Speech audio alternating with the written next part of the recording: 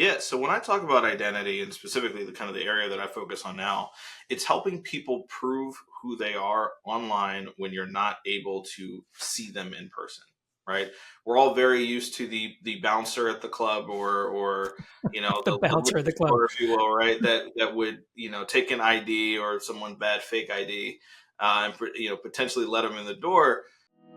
Welcome to Embracing Digital Transformation, where we investigate effective change leveraging people, process, and technology. This is Darren Pulsford, Chief Solution Architect, author, and most importantly, your host. On today's episode, verifying Zero Trust Identity with special guest, VP and General Manager of Public Sector at Socure,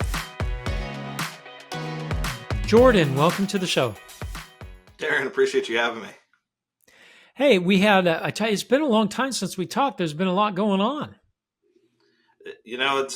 Every day there is always something interesting happening in tech and identity in particular. And so, always excited to chat more about it. All right, but before we start talking about identity and zero trust and all the things around all that, Jordan, you're a superhero. What's your superhero backstory? Yeah, I mean, if you were to look at like the superhero backstory of the nerd somewhere, that's probably where you would find me. Right? Spider-Man. Spider-Man.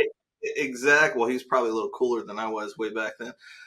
So I've been in the digital trust arena for about 15 years. I actually got my start way back when at a help desk, right? So working through Oh, you customer worked up from the bottom.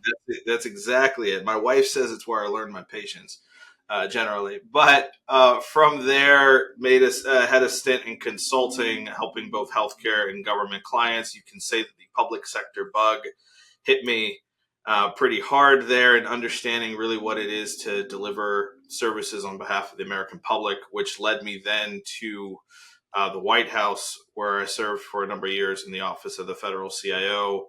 And culminated my time there as chief of staff of that office. And for there, I got a real appreciation from what digital transformation looked like at scale across all public sector organizations, and really what it means to deliver, a seamless experience for the public. When my wife told me that she wanted me to do something different outside of government, as these things sometimes go. I looked across the entire portfolio. I had the opportunity to work on a number of initiatives, executive orders from all things tech and cyber. The one area that continued to challenge me was identity, and more importantly, looking at verification and fraud prevention. Why? Because I was coming off the heels of the pandemic and looking at what occurred with citizens and the public not being able to access benefits because we removed the largely in-person channel that everyone was accustomed to, right? You could only do things online. Understanding something had to change there, and we needed to do a lot of things differently. I left and I joined my current company, Socure, where I currently lead our entire public sector business across the U.S. And so, worked with a number of great individuals on my side. Actually, Matt Thompson, who was actually the prior GM and now serves as our chief revenue officer, brought me on to help lead strategy for him. And now we've been able to, if you will, start to transform and turn the country orange, which is our company. Turn the country orange. I love it. For for delivering better identities, services, and trust, really, for the American public. So that's really interesting. When you were talking about identity, and you really saw the throes of that during COVID, what did that look like for a lot of citizens? Because you were in the White House during COVID, I'm assuming. Yes. All right. So what did that look like from the White House perspective on citizens getting things from? Because I don't know how far removed you were from the individual people, but you got to see a big, broad swath of what was going on for government services, right? Yeah, and look, it was a sprint all across the board. The reality is that the way it looked for people, it was a tale of many different stories and experiences. The White House, and I would say that every public servant, anyone who's worked in government during that time frame, they always get my hats off to them because of the amount of work that we know had to be done in such a short amount of time with a lot of uncertainty in particular. But what I'll tell you is that what we saw was that depending on the demographic, depending on their background, depending on technology availability, whether or not they were a part of a community that was traditionally served online or someone who wasn't, even folks that are from rural communities, et cetera, they could have had very widely different experiences. And the sad part is that, in the moment when individuals needed benefits or support from their government quickly, sometimes they were met with a brick wall and told, hey, you got to wait weeks, you got to wait months. Because we can't verify who you are. Is that? That's exactly it. And people couldn't wait. Like it was unconscionable for me then. And if you will, it's what started the rallying cry when I left government into like, how can we do this better? Right. So that brings up a big question. I know up in Canada, they had a big initiative called, what was it? Unified ID, digital ID up there. Is that what you're talking about when you talk about identity? Is a digital ID for everyone type of thing? Or are you talking something different? Yeah. So when I talk about identity, and specifically the kind of the area that I focus on now, it's helping people prove who they are online when you're not able to see them in person. Right. We're all very used to the bouncer at the club or The bouncer at the club, store, if you will, right? That would take an ID or someone's bad fake ID and potentially let them in the door. The reality is when you remove all of that and you have to engage with someone, whether it be for e-commerce, whether it be to get healthcare benefits or to deliver government services such as unemployment insurance or helping someone recover from a disaster when all of their documentation has been destroyed, right? Like how critical it is for us to get that right is something that it's never been greater and more paramount and front facing for everyone. And so when I focus on it, it's talking from the perspective of, can I prove who they are? Can I make sure I'm keeping out all the nation states that are effectively trying to steal everyone's identity or, defraud the system, if you will? And then making sure that as they, governments, and you mentioned Canada in particular, but as other governments, the U.S. government included, starts to stand up, you say unified, we call them resident portals or single sign-on experiences for people, that we are keeping identity as a core element from there, well beyond authentication, understanding the kind of the full life cycle of the identity and the profile from that standpoint, so that you can ultimately gain trust in the individual. All right, folks, a quick breather here. In my time of working with tech company founders, I come to one important realization. Certain tools can truly be a game changer. That's why I'm excited to talk to you about Nasuni, an enterprise data platform for hybrid cloud environments that powers business growth with effortless scalability, built-in security, and fast edge performance. Nasuni consolidates network storage and backup, eliminating data silos without changing your apps or workflows. Clients love the easy setup, rapid file sharing between offices, and the ability to leverage detailed analytics that matter. Data fluidity from the unique way data is stored increases its value, providing support for future AI initiatives. Plus, the centralized management model frees up your IT team to focus on more strategic business objectives. Head to nasuni.com/embrace to see how it can revolutionize your data infrastructure today. All right, now back to the show. So that's really interesting because one of the things that popped into my head was we try and establish an ID for people when they're born called a social security number. Mm-hmm. All right, so this whole concept of identifying individuals and being able to give services to individuals dates all the way back to the foundation of social security numbers, right? Does that sound about right? Yeah, it goes even further back. If you think about it, really? If you to go from a history lesson, I guess, standpoint, at one point, tattoos, tribal markings, all used to be used in order. Oh, you're right. Yeah, you're right. We've always had an inherent need to know who the other person is. It has just ebbed and flowed depending on where we were in society. Even funnier, you talk about Social Security numbers. They were never intended. If you talk to anyone from the Social Security Administration, they'll tell you they were never intended for the way in which they were used. For of course, right? It was supposed to be your retirement account. It's an account number. Oh, that's my account number? That's Oh, I'm going to treat that differently now. No one gets my exactly, account number. that's exactly it, right? But we effectively tied it to too many things, Too many things. Yeah. and it became, if you will, a proxy for identity. Same thing can be said of the way in which the kind of the credit ecosystem was brought about. That for folks who are applying for credit cards or opening bank Yeah. accounts, etc., like that eventually became a proxy for our identity in different ways. And it's in understanding how all these things have been built over time that you start to get the appreciation of where they're porous, where there's gaps, where there's people who have been left out, and more importantly, how they can be exploited by a lot of nation states and criminal enterprises today. But so identity is far more complex than just having a social security number. Absolutely. Yeah, it really is. It really is kind of fascinating. In fact, one of the things that popped into my head when you first started talking about identity, and I don't know if you're a big old computer like Linux or Unix. Mm-hmm. You go on there. What's the very first command they teach you on command line? Who am I? Yep. Right. Yep. So that identity, and that might be a really deep question too. Who am I? But It's an existential one. Yes, yeah, absolutely. but we're not going to talk about that kind of identity. So, but digital identity, we all have lots of different digital identities out there, right? I'm thinking all the social media accounts that I have or email accounts that I have. I'm so imagine how it would be in government, right? Every time I log in to the Social Security Administration or I log into the IRS, Mm-hmm. right, to file my taxes or any other services. HUD has services. So they all have their own unique identity when we come into these systems today. Is that correct?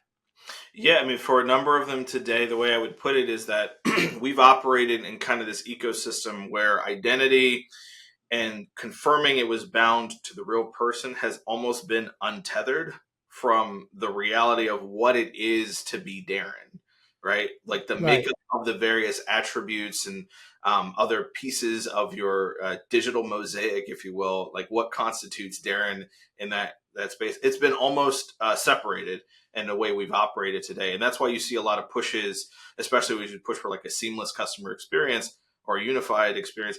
It's all going towards, hey, we need to get kind of this central viewpoint. We need to paint, if you will, a 360-degree view of who someone is ultimately. And it's just, if anything, it's getting back and adapting digital to what was that in-person process, if you will, right? It's understanding the different facets associated with it and then trying to tie it back really to what is that authoritative person at the end of the day. So do you feel like this is totally doable across all government agencies, or at least all federal government agencies, and then state would have their own, or do you see this as being across state, local, and government, all relying on one way to identify a person? Yeah, I'll say it this way is that the risk in managing and identifying or verifying an individual, right? It's an ever changing landscape. It's an ever evolving field. Why? Because the attacks, the tactics that we see that's being used to permeate identity fraud, those continue to evolve. Do I think we'll ever get to the nirvana where you could have kind of this simplified experience where it's ubiquitous and easily accessible for everyone? Yeah. Perhaps. I would say probably by the time my kids retire is going to be the reality of it, and just because of the amount of complexity associated with it.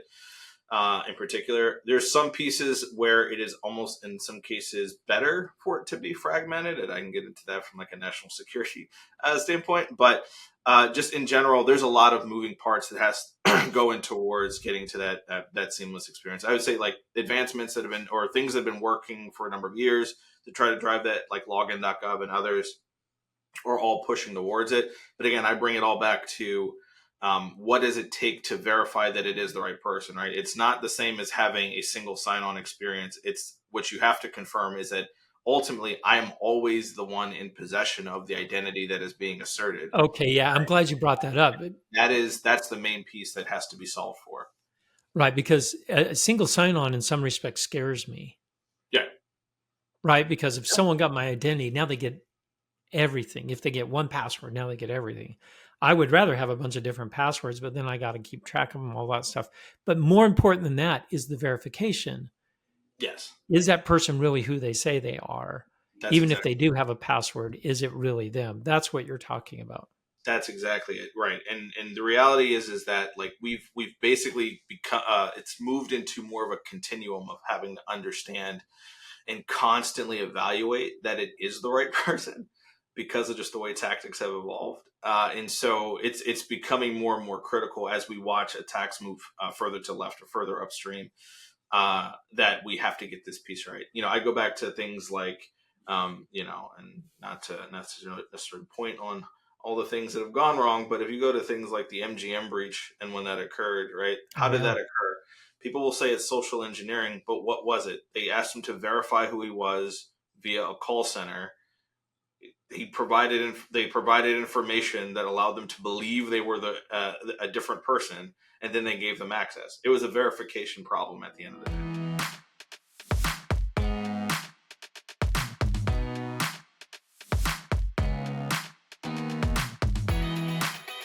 So that brings up the whole concept of that verification of zero trust. One Right. of the tenets of zero trust is identity, which people kind of gloss over a lot of times. And it's not just identity of individuals, it's identity of software and data and hardware, all the things that are brought together.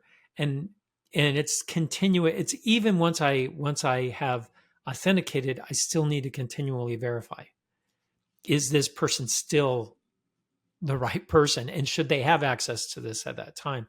Is that really kind of the direction that you see your company moving towards? Is, hey, this continuous re-verification or verification, I know that person really is who they say they are, and they have access to this information at this time.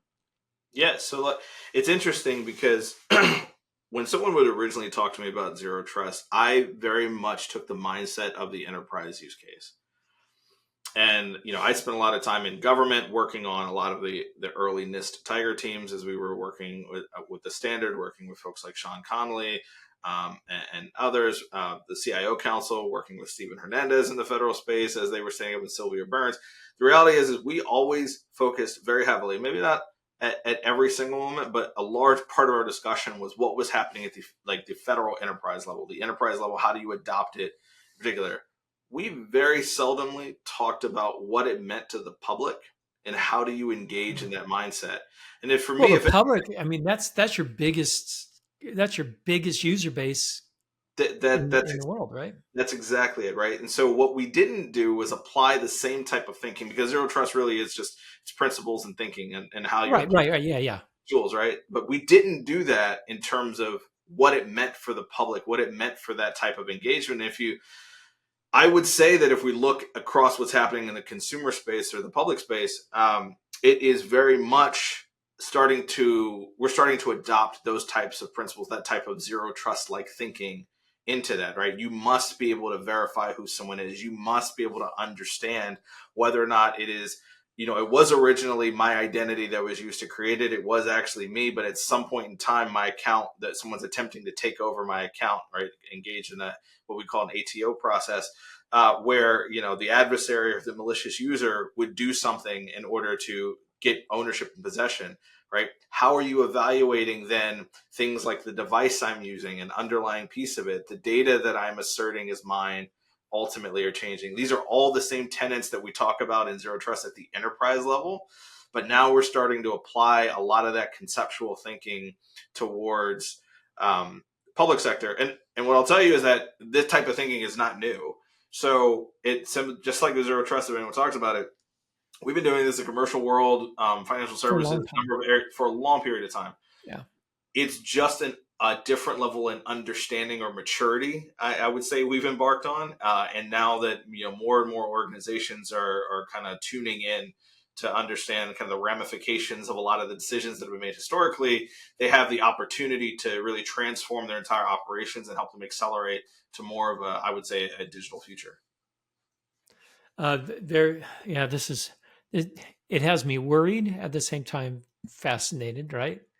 on how this is all working. So tell me a little bit more about your company and what you guys provide and Yeah, to solve this problem, because it's a huge problem. Um, and it's only going to get worse as more, and it probably got a lot worse during COVID, as you mentioned, right? More things moved online, yeah, absolutely. harder to verify who people really are. A lot Yeah, of fraud was detected during that time as well. But how do you balance the importance of verifying who someone is and ease of use? Because constituents will vote you out of office if it's not easy to use, right? right. Exactly. So the interesting about Socure, and kind of again what attracted me to joining the company and working with them as they scale the public sector business is that they got started a number of years ago within financial services. Right, they were actually founded for the purpose of helping people who were traditionally left out of the banking sector be able to verify their identities. Right, the reason why people get left out largely is because, as I mentioned earlier, those proxies that are established with credit, there are a number of folks who just don't have credit, right? Or they're what we would call classically thin file, or they're people who are newer to the country and they don't have things like a U.S. driver's Right. license. They're still using a foreign passport, right? Like they were founded to understand with a mindset and thinking of what does it take to actually solve for identity and make sure that you can prove who someone is instead of being beholden to kind of these legacy constructs.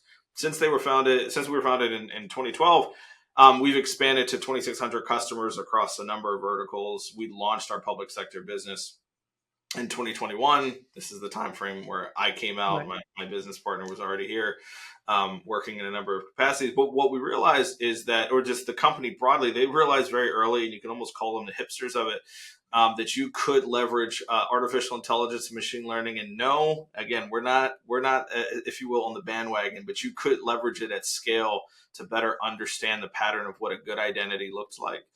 And then also what a malicious or fabricated or the pattern of an identity that had been stolen, ultimately, like what that looked like when it was being presented online. And so over time, they've effectively built the most robust analytical products or models, if you will, that allow you to actually better triangulate on who someone is and solve for different things like account takeover, like fraud at login, fraud at payment disbursement. Like these are all things that they've been able to solve for over time based on the way that we apply artificial intelligence and machine learning to this problem.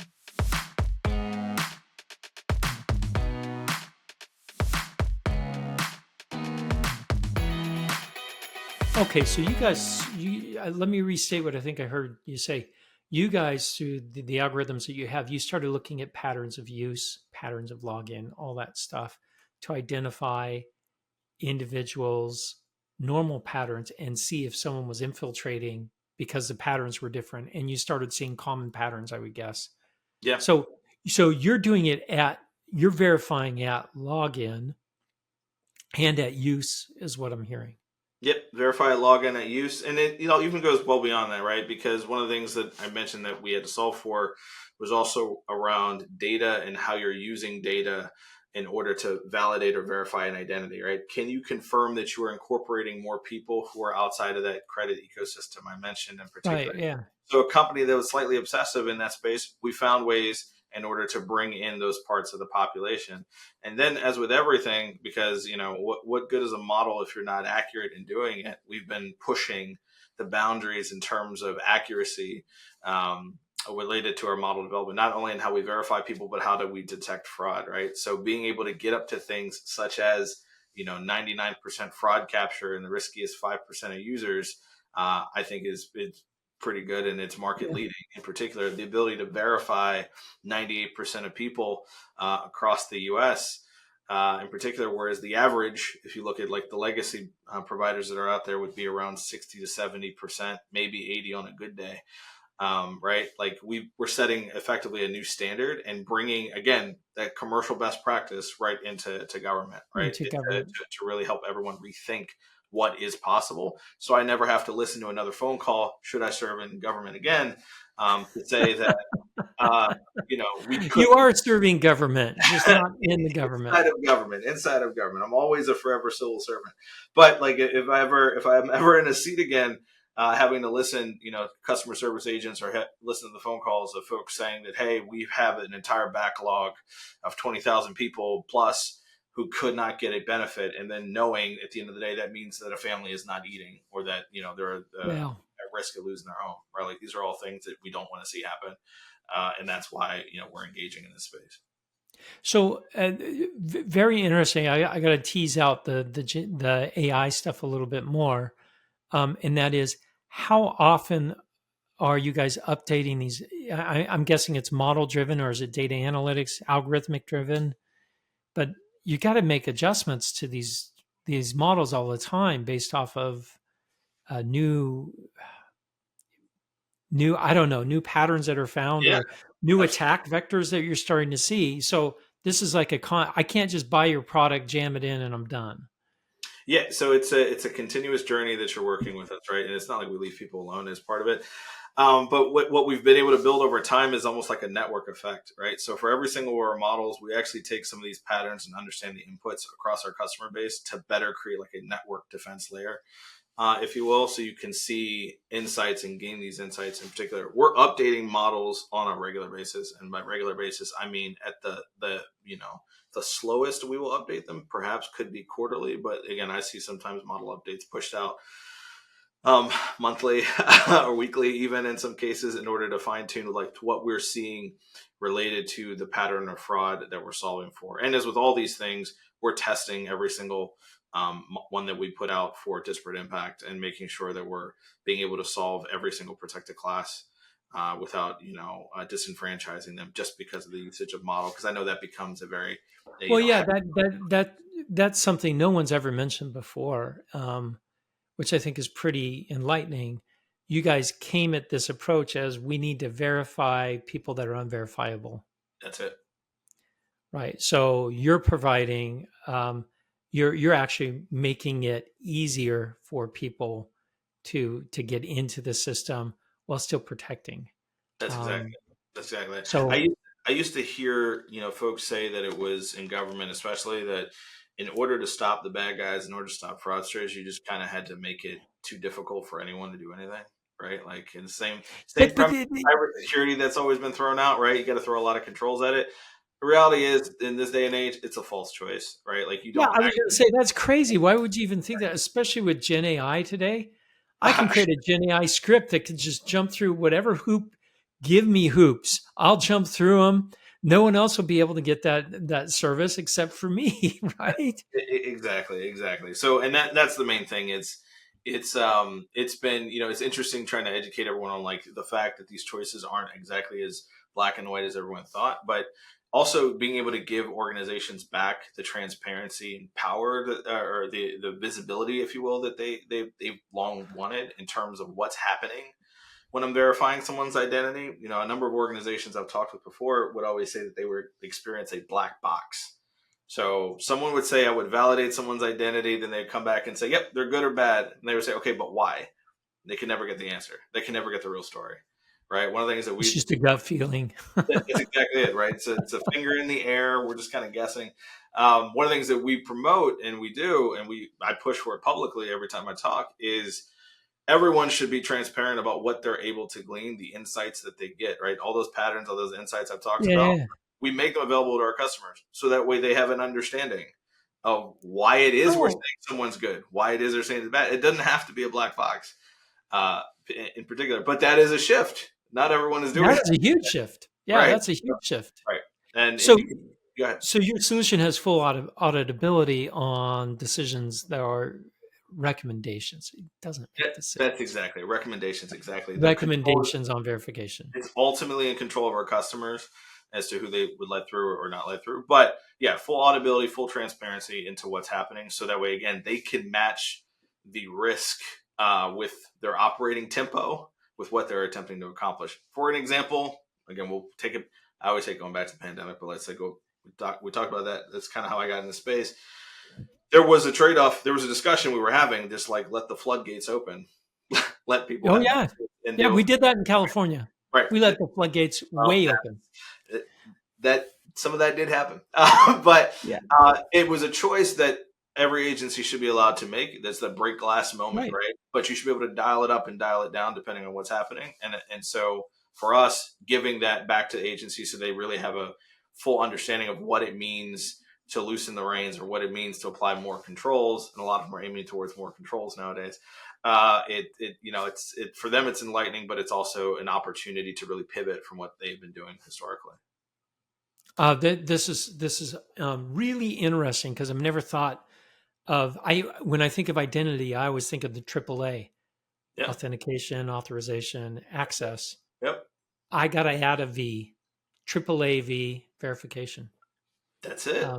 I love it. So, Jordan, thanks for coming on the show today. Our time's up, but I learned so much today. So we'll have to have you come back on another time, and we can talk about your time in the White House, which I think would be really interesting to hear. All of the secrets of the White House.